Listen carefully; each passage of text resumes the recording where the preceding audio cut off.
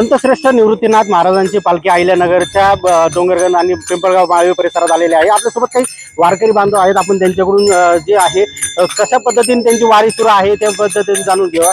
माऊली, वारकरी काही वारी कशी चालू आहे काय सांगाल? वारी छान चालू आहे। कुठून आलात तुम्ही? आम्ही त्र्यंबकेश्वरून आलात। किती दिवस झाले पायी चालतायत? किती किलोमीटर झाले? बरेच दिवस झाले ना पायी चालू। किलोमीटर नाही एवढं सांगता। बरेच दिवस, 15 काय दिवस भावना असते, काय काय वाटतं आनंद वाटतो वारी करताना। एक दृढ भाव असतो पांडुरंगाला भेटण्यासाठी। कधीपासून तुम्ही वारी करता माऊली?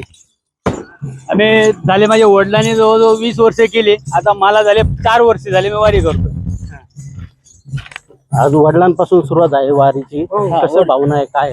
भावना तर चांगले आहेत। आम्हाला जे काय मागायचं ते आम्हाला भेटून गेलेलं आहे, जे काय भेटायचं होतं ते आम्हाला भेटलेलं आहे, पण अजून आमचे प्रयत्न चालू आहेत। शेकडो किलोमीटरचा प्रवास करून तुम्ही पंढरपूर पर्यंत जाता, काय विठ्ठलाकडे काय मागणं करतात?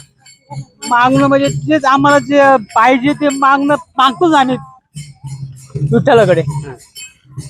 पाऊस कसा होता यंदाचा नाशिकला?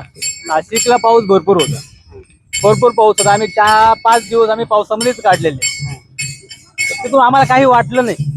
आनंदाने गोडी गुलाबीने आम्हीच चाललोय आमच्या मार्गाने। एकंदरीत शेती काय आता यंदा शेतात काय पीक लावलेलं आहे काय? पेरणी करायला आम्ही वारीला घालून पाऊस चालू झाला, बर, त्याच्यामुळे पेरणी करायला चान्स भेटला नाही आम्हाला। आता इथून गेल्यानंतर आम्ही पेरणी किंवा काही लागवड वगैरे करू शकतो। काय मनाला खतखत वाटते का पेरणी झाली नाही, शेती आता तशी नाही? काही नाही, सगळं भगवंतावर सोपवलं ना, सगळं होऊन जातं भगवंतावरती आधारित।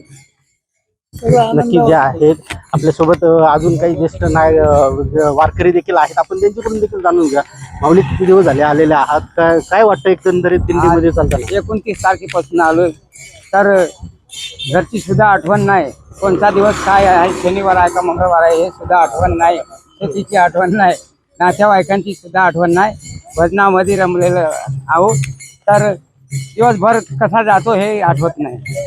घरच्यांची आठवण येते का? घरचे फोन करतात का?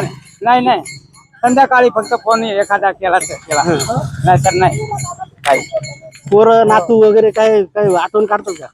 हा, फोन एक वेळेस येतो बा संध्याकाळी, बाकी काही नाही, विषय नाही। दिवसभर भजनामध्ये जंग असतो आम्ही। हा, बरं, काय आता यंदा विठ्ठलाकडे काय मागणी करणार आहे?